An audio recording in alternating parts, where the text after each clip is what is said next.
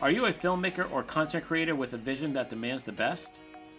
Then look no further than IPGRentals.com, the ultimate destination for audio, video, lighting, drones, and support gear for your productions. At IPG Rentals, we believe in the power of collaboration. Our gear becomes an extension of your creativity, bringing your vision to life. And with our tagline, Our Gear, Your Vision, we're not just a rental service, we're your production partner. Why choose IPG Rentals, you may ask? Easy. We bring quality, reliability, and an extensive range of top-notch equipment. From industry-standard cameras and audio equipment to state-of-the-art lighting and drones, our gear is meticulously maintained to ensure you get the best results every time. So what are you waiting for? Visit www.ipgrentals.com. Our Gear, Your Vision. Welcome to Media Hub. In this episode, we're joined by Bruce Lankford, a seasoned creative producer and writer who's helped shape some of the most dynamic live experiences in the industry. From his start as a project coordinator to leading creatives for major events, Bruce shares what it takes to design with purpose and impact. Let's dive in.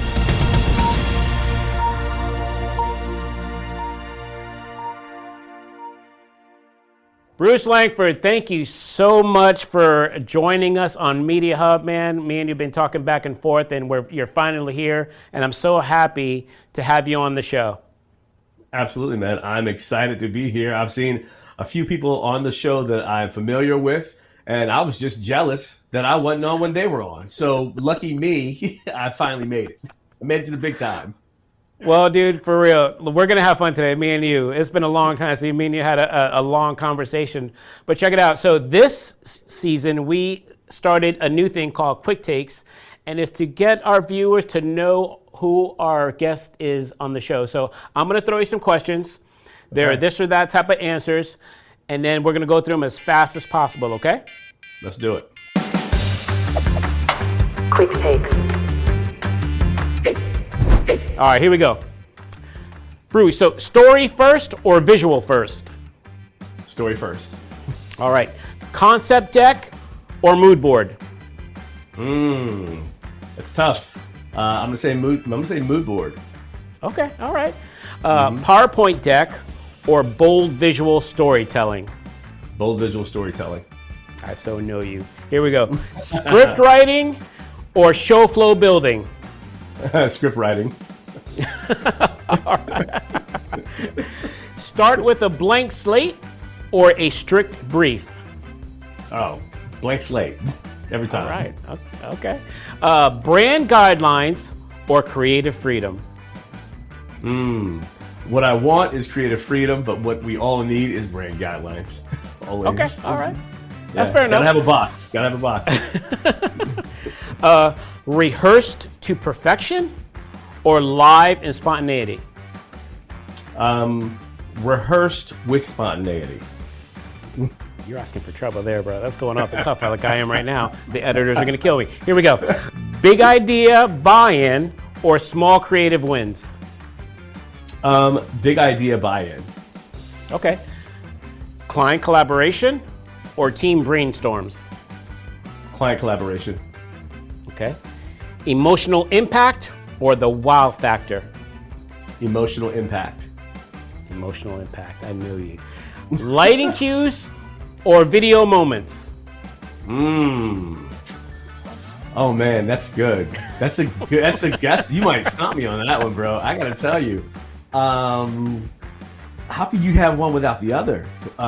Video moments. Absolutely. What'd you say? I said video moments. But Video I don't. Okay.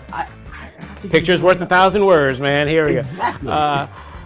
Early call time or the late night strike? Early call time. Early call time. Okay. Creative pitch meeting or tech rehearsal? Creative pitch meeting. Writing the script or calling the cues? Writing the script. All right, a couple more. Here we go. Post-show recap or post-show nap? Post-show recap. Every time. Wake up. This one I need to know for you for sure. Control freak or go with the flow? Oh, control freak. I so know you. Quick Takes. Well, dude, that was fun doing those quick takes with you. I still know you a lot. That's good. Hey, even though I haven't seen you in a long time, it's like, we get back together. It's like picking right where we left off. Absolutely, man. But you're right. You know me. I mean, and it doesn't change. It's probably only gotten worse or better. Oh man. Okay, so Bruce, like we just said, I know you, but our viewers don't. Just give the viewers a little hint of some of the big names that you have been working with in your career. Sure. From a brand standpoint, I can call out names that are as big as Sony and Oracle. All the familiar brands. I'll say I don't think I've worked with most Forbes 50 type companies. Your Microsofts, your Apples, both as consultant, as producer, etc. From a people standpoint, I've worked with an array of talent, whether they are musical talent or they're CEOs. And I hate giving actual names because it feels like, like name dropping kind of deal. But I'll just say, most of the presidents, and that's like a lot of us in the industry of the nation, except for like current, as well as, large, like I said, big CEOs and that sort of thing, as well as the largest private equity firm in the world. You're being very modest, man. I'm gonna help you out here. Okay, I'll do it for you since I threw it to you and you didn't do it.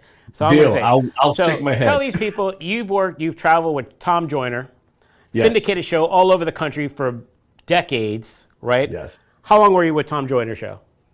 I was with him full time for about 4 years, but I was doing like part time though. I know it's almost a decade. Okay, all right. And then the other big name that has been one of the most influential pastors out there, TD Jakes. How long were you with TD Jakes, and what did you do for TD Jakes?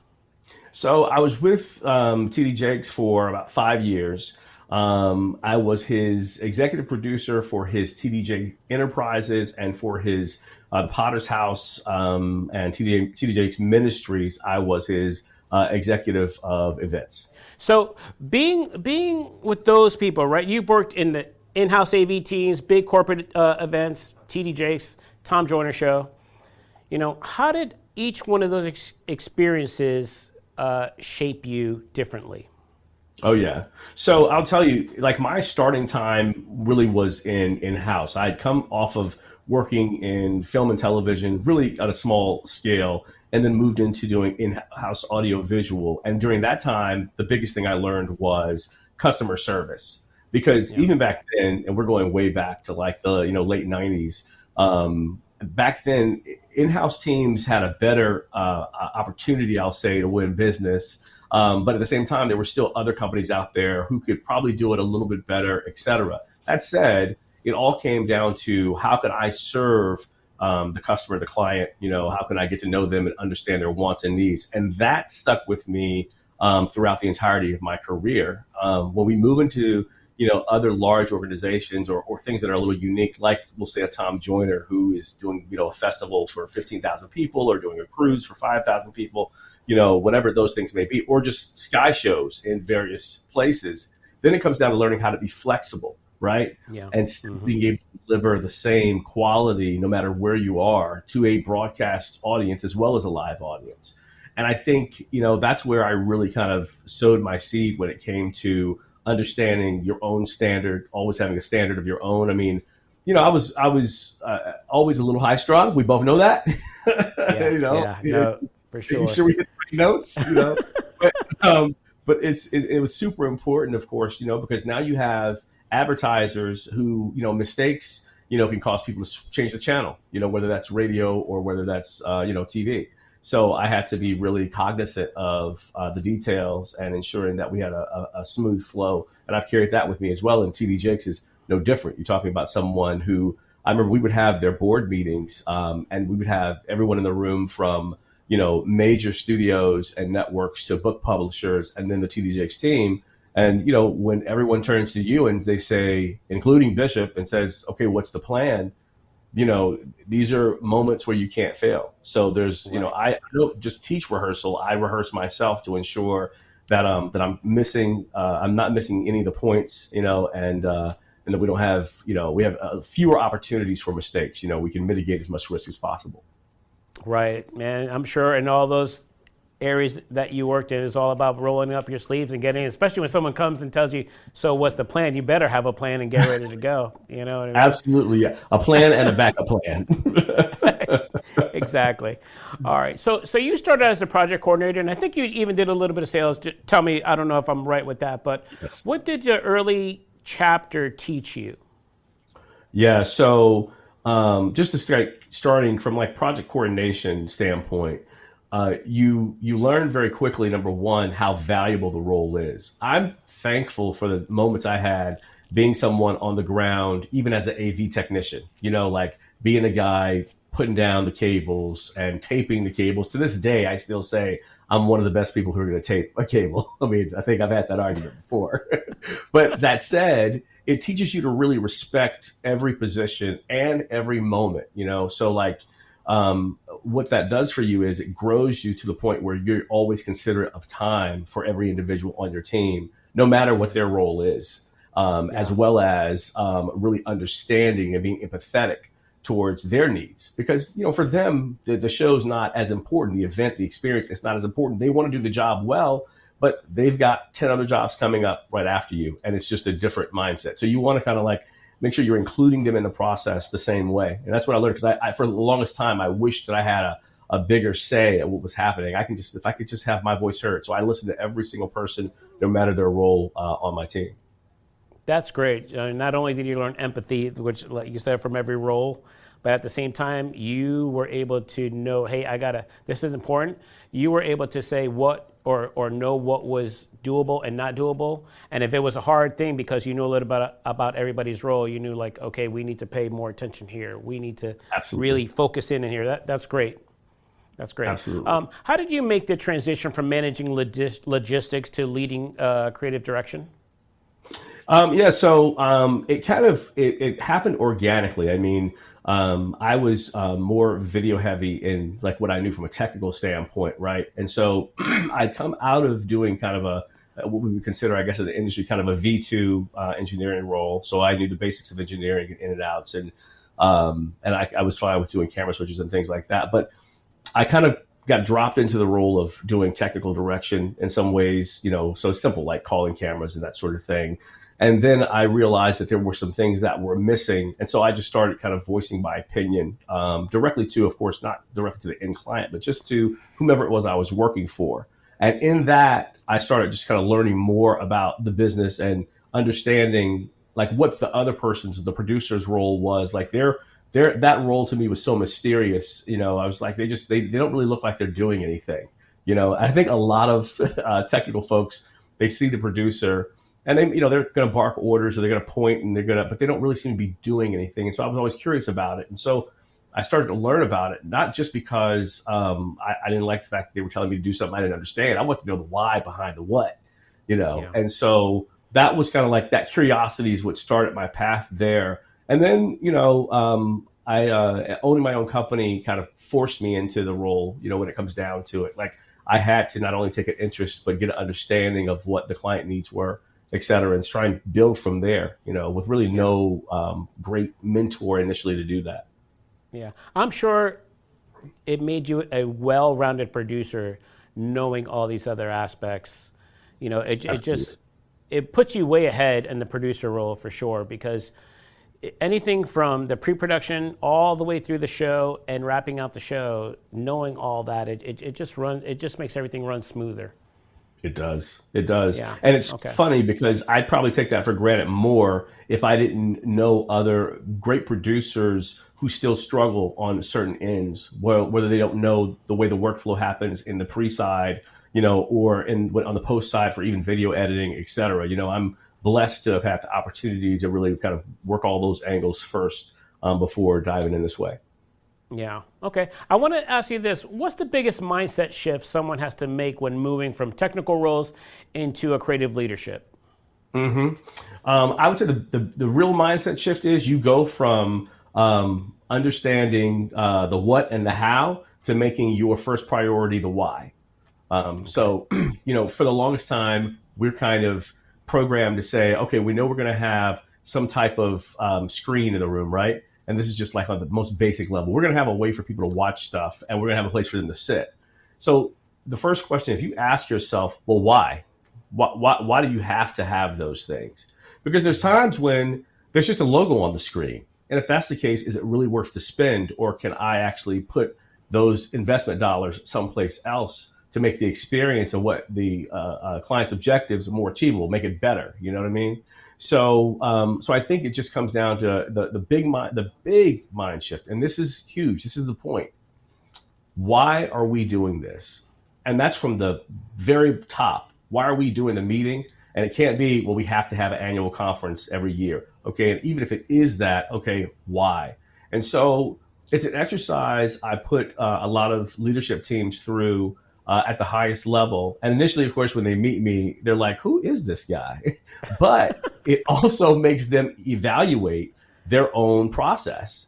And it's probably one of the things that's made me most successful is that I'm not here to sell you on equipment. I'm not even here to sell you on a show. I'm here to really help you establish your why for you and your audience. Because once we get there, everyone wins. The leadership team wins, the organization wins, the employee wins, and the creative agency and production company win. That question about the why, I really like it. But how many times do you, when you ask the client that question, how many are thrown off by that question? Your percentage-wise, is it like 50-50? Like some of them, 50% could answer like, this is the why, or more than that? I'd say probably it's going to be higher than 50%. Probably like 70% are thrown off. But it really boils down to who you're initially talking to. Yeah. And, that's a whole other conversation about, understanding, your client, and who you're talking to. If you're talking to, the company's meeting planner, event planner, then their goal is to save cost, right? Mm-hmm. You need to be talking to someone in either communications at a VP level or, chief marketing officer or, head on up that C-suite, chief executive officer, chief operating officer. That's where you'll get the real answers because they're going to tell you why they believe the event's happening. And sometimes the other piece is alignment, where sometimes those goals aren't aligned. And so your goal, your job, I have to be fearless and have a lot of courage really to ask some hard questions, and not necessarily say, hey, well, your guy said this. I would never do that. But, if I know that the chief marketing officer said one thing and the chief executive officer said something else, even a little off, then I know that we have a potential problem, as we head down the track in the future. And those questions start at the very beginning. Before the contract's even signed, I start asking those questions. I like that, man, because it is, that phrase, know your audience, because it really depends who you're talking to and ask the right questions to that. Because like you said, you don't want the meeting planner. She's all logistics. It's all logistics, has no idea about the creativity, doesn't care about it. She just wants to make sure everything runs smoothly. So very, very good note there. That and what wine do you want? What wine? What's the wine you want? You care about that? The wine or the meat? Chicken or steak? Right. How do you approach writing the concept for a live event experience? All starts with discovery with the client, and this is one thing that I hear a lot of creative agencies or more creative agencies getting right: having a discovery interview with the client. No matter how well you know them, no matter how many events you've done, there's always a discovery process for every single event. And that's where it starts because there's always a different why. There's a difference in a sales kickoff meeting versus a brand launch versus an annual conference. And there are specific objectives and things that need to be met for each one of those. So there's typically a mix of the same structure. So we know there's going to be some version of vision casting. There's going to be some version of reporting, et cetera, et cetera. So understanding the why behind it tells me how we go about displaying and giving that information, whether it is, through visuals or whether it's a fireside chat or whether it's a straight presentation, whether it's engagement, Q&A or gamification, all these things. It's important for the producer to think about because at the end of the day, our value is beyond being able to put together a show that's like a standard A to B. It's really, what do you bring to the table creatively to engage the audience at its highest level and cause the highest and the best impact for maximum engagement? How do I get them to change a behavior, do something different, learn something new? I mean, if you can't do that as a producer, that's where I challenge anyone. That's the value Yeah. of producing. Yeah. Especially keeping those clients happy, man, changing it up every year. It's not always doing the same thing, over and over. Absolutely. It gets very boring, not only for the client, but also for the people that are attendees, the attendees that are going to these Absolutely. meetings. They want to see something new, especially sometimes they're Yes. spending their own money going to these things. Absolutely, especially when we talk about user conferences, that's a big one for them because now you're talking typically about they're not quote unquote public. I mean, they're professionals, but they're professionals attending a conference being put on by typically a software as a service type organization. I won't name any names, and the companies who get it, they Right. bring in amazing speakers. They really put big spend on like moments and experiences and great networking. And the companies that don't get it, a lot of times you'll see their leadership team having a grand old time. The numbers are dwindling. The people who are there for the parties only, and the actual meetings are not well attended, and it's commonplace. Yeah, yeah. So with all this that you said, what would be your favorite event that you were a part of from conception to completion? So I'd say I'll do what's most recent because there's a lot of good ones. But I think, to kind of consider like within the last, I'll just say like year, there's a conference we do that's a franchisee conference. All right. And the big win for me was number one, connecting really well with the CEO and his vision. And what he said to me specifically was, I want my attendees, that being my franchisees, to connect with the why of what we do. I want them to remember why they bought a franchise to begin with, which, I'm like, they don't already, it's like, it's an interesting statement, but the thing is, people buy into a franchise, for example, and they may have some tie to like the why, like for example, this particular franchise serves, children. And so you'd think it'd be about like, how do we serve children better and how do we, help them from an education standpoint and grow them. But most of them, it becomes more of a business than anything else, which I can't fault anybody. I mean, you can't really be inspired when your stomach is, hurting from not having food in it. You understand what I'm saying? Like, Yeah. So that said, he said, I want to remind them of the why and connect the why to increase their performance for their own sake. So, he and I spent some good time together, and I thought about it, and I came back with kind of an idea of how we do that. And it was basically to come back and show them the voice of a child and a child's imagination in all the things that they do, and move from kind of like how they can impact the child on their journey in life from, their first franchise starting when they take kids in at like 3 or 4 up to when they graduate, and go into college. And that journey and the way we displayed it, we created an opening experience using, massive visuals and lighting cues and even a performer, voiceover, all kinds of, the bells and whistles.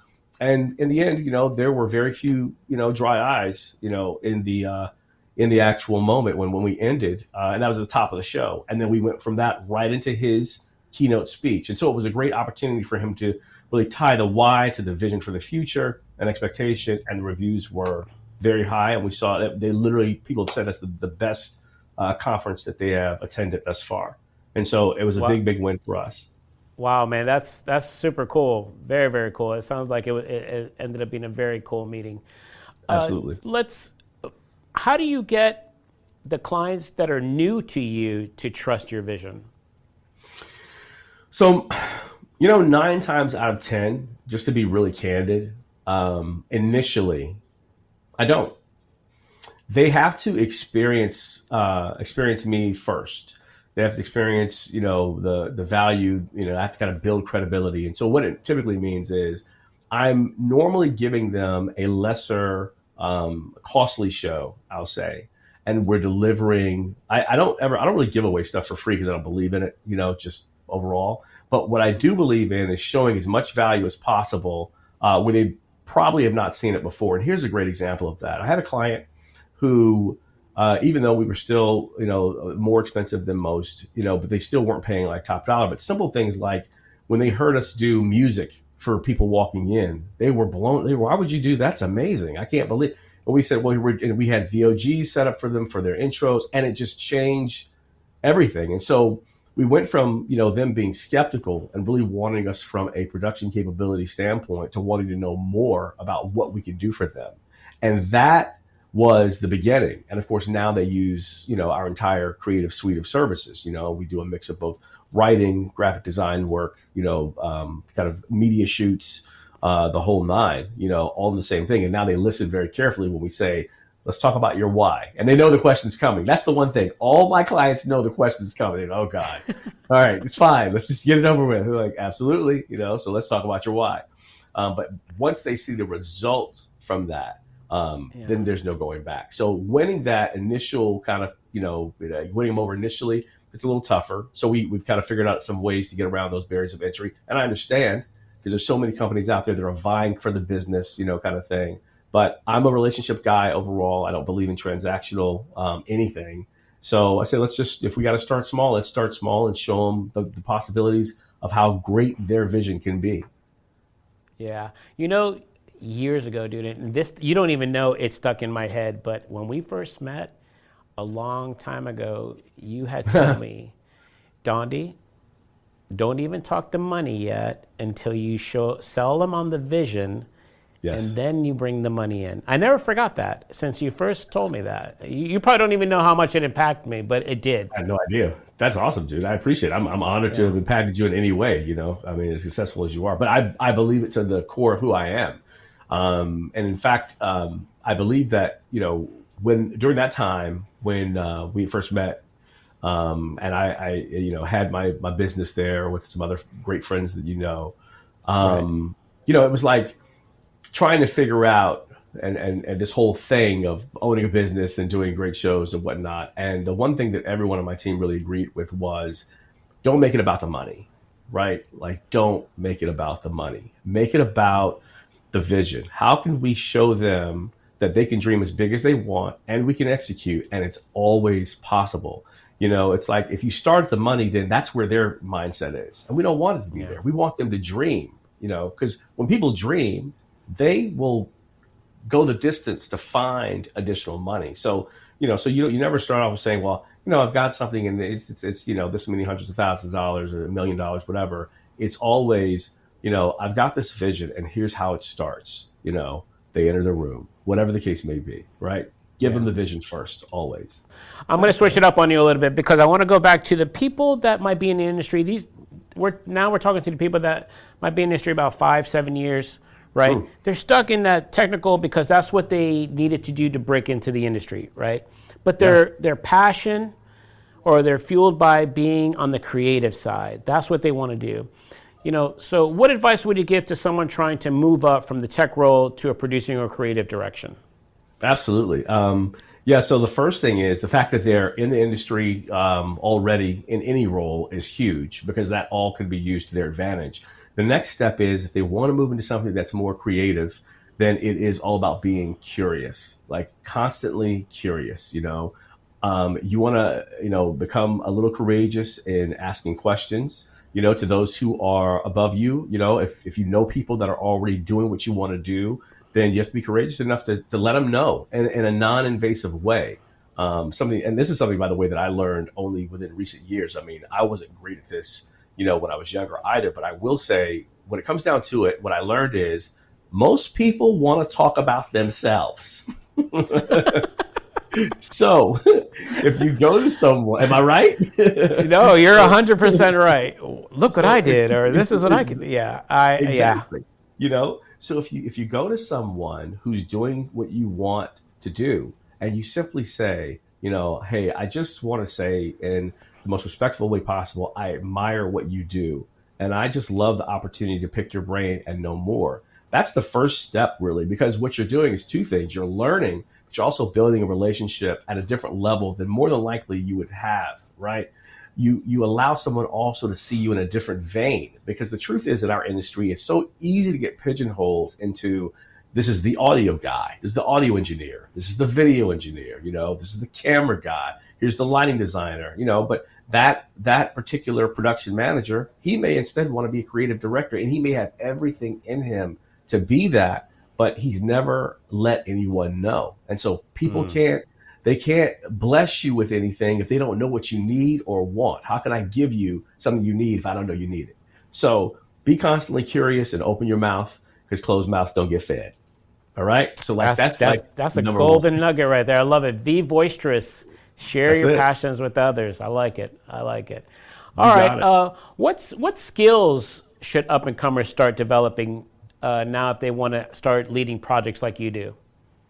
I think you have to first find the part of you, like what do you lean into? For me, it was, I love storytelling and filmmaking and that sort of stuff. So it was really easy for me to lean into the story part of what I do.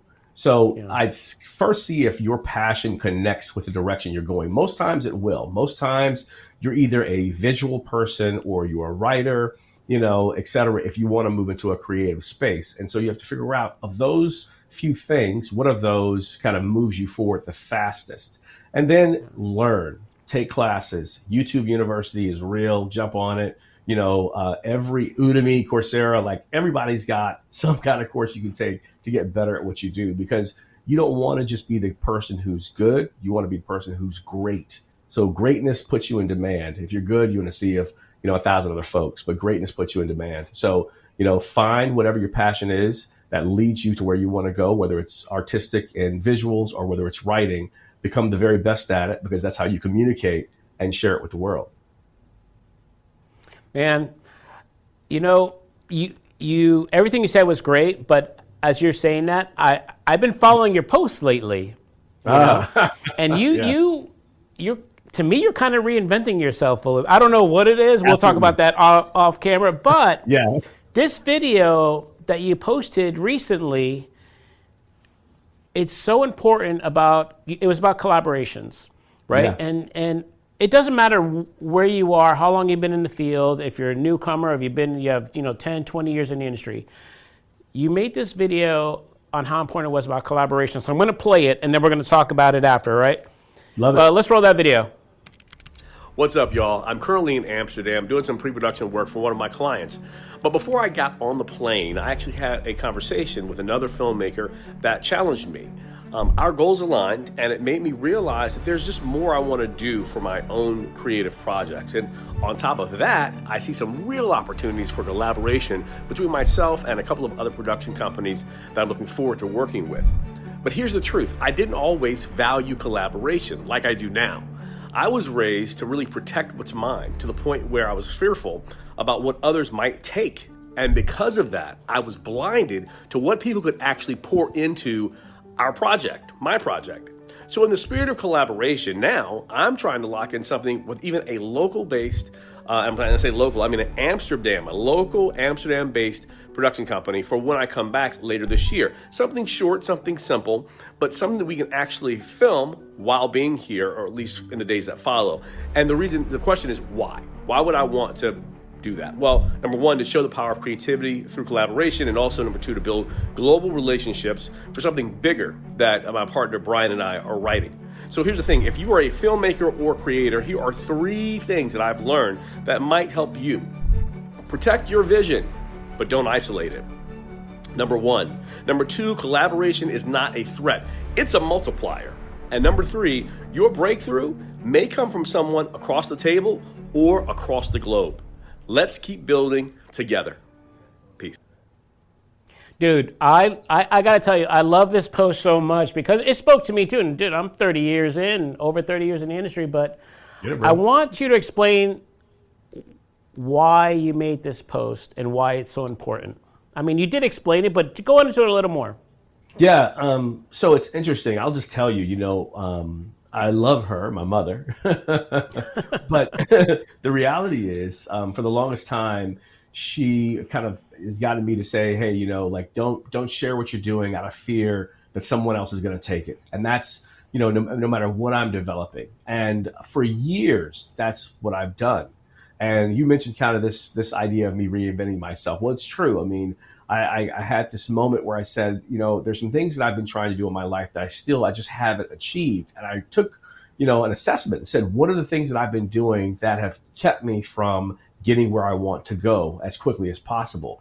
And this was one of the things. I was literally hiding what some people would consider my gifts, whether in my writing or any art form, whether it was my speaking and kind of, coaching, et cetera. I've been hiding that stuff out of fear that someone's going to take what I have. And I mean, it sounds crazy now, but the funny thing is, I believed this for, to your point, some 30 plus years, at least of my life, of my career, my professional life. So the problem is when you do that, if I hold on to something so tightly, if I cover it up, then no one has a chance to see it, number one. Number two, no one can actually help give into it or pour into it. So like, how can it grow? I'm also keeping anything from it. I'm keeping oxygen from it, if you will. It can't be fed. It can't be nurtured. Right. And I'm trying to protect something and I'm literally killing it. And so the big lesson learned there really is you can protect your vision, but don't isolate it, because other people can pour into it. And the more people pour into it, the larger it can grow. And I'd rather grow with everyone than die alone. That's awesome, man. Like I said, that video was powerful, man. It spoke to me. So I hope you continue to put more out like that. Very inspirational. Absolutely, bro. I appreciate that. So this question is going to follow that up now. What's one thing that you know now that you wish you knew 20 years ago? Well, part of it is the collaboration thing. Secondly, I think it is failure is the fastest way to growth. I wish I knew that 20 years ago. I mean, I was so scared of failing that I missed a lot of opportunities, realistically. Yeah. And to really just share and show who I am. I was also not just failing at like, here's a business moment, even failing at certain relationships. I was scared that I wasn't good enough. I didn't meet, whatever somebody else's criteria or all that was. And so it just kept me from pursuing a lot of things. And so, but the reality is, failure is the greatest teacher. I mean, we've all seen the thousands of post memes, et cetera, about it now. And no one was saying this stuff back then the same way. It's like, unless you were attending a Tony Robbins kind of guru, led thing, no one's telling you these things. In fact, it was quite the opposite. What a different world we live in today, right? So now I know this. Like I wish I knew, and I tell my kids this now. Look, I want you to fail now and fail fast and fail often and hard, so you learn the lessons and so you grow quicker and you can get to your success faster. I think I heard Gary Vee say, or someone, they talked about like, if you knew that it took you, 20 fails to get to one win, you would fail as quickly as possible 20 times to get to your 1 point of success, if you could actually measure it out like that. But the teacher there is, I know that just by, the law of kind of like chances, eventually I'm going to win one, but I got to go through these failures first. And those failures also build you. They build your integrity. They sharpen your skills. They teach you what to look for, et cetera. So they're really, really important. And so I'm glad I've learned now, but that's probably the biggest lesson I've learned.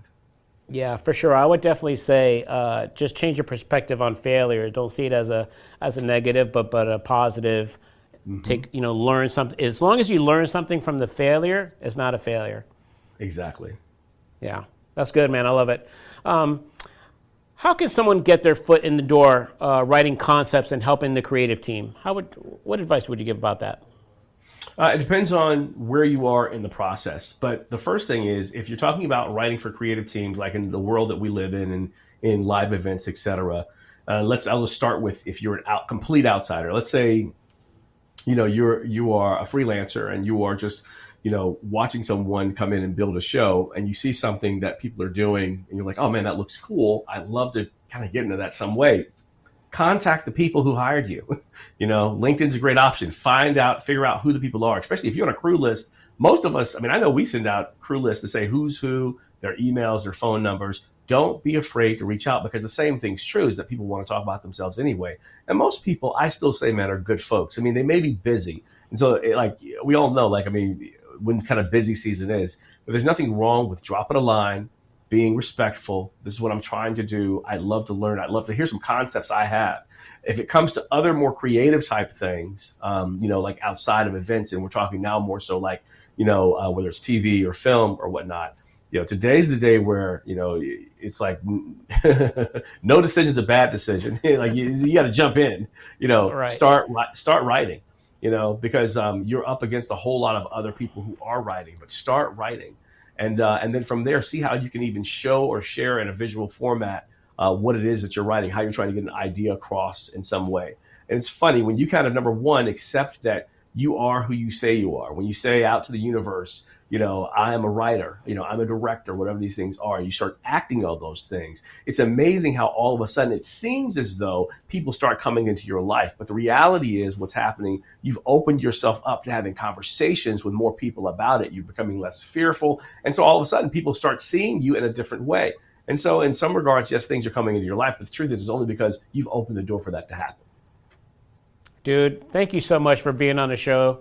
You gave such good advice throughout this interview, and I just thank you. I thank you for the time, man, and it was a pleasure catching back up, and I look so forward to having you on again. Thank you, brother. I greatly appreciate it. It was an absolute pleasure. Can I do a shout out real quick? Is that okay if I do a shout out? Of course, man. Awesome. All right, so I'm just going to do one big shout out to my actual organization and creative team. That's ETA, Creative Event Producers. And that's just because they continue to help me build and grow who I am, and they support me in everything that I do. So, just so everyone's aware, that's where I'm at, kind of my normal day job. Besides that, you'll see me, in front of the camera at Bruce ATL on Instagram. It's been a pleasure, man. I appreciate you. Awesome, bro. We'll catch up soon, and we'll have you on again for sure. That sounds awesome. I look forward to it. Big thanks to Bruce Lankford for pulling back the curtain on what it really takes to craft an unforgettable live experience. His insights on writing, designing, and leading creative teams are a true masterclass for anyone working behind the scenes. If you enjoyed this episode, don't forget to like, comment, and subscribe so you never miss a conversation that inspires and informs. We'll see you on the next episode of Media Hub.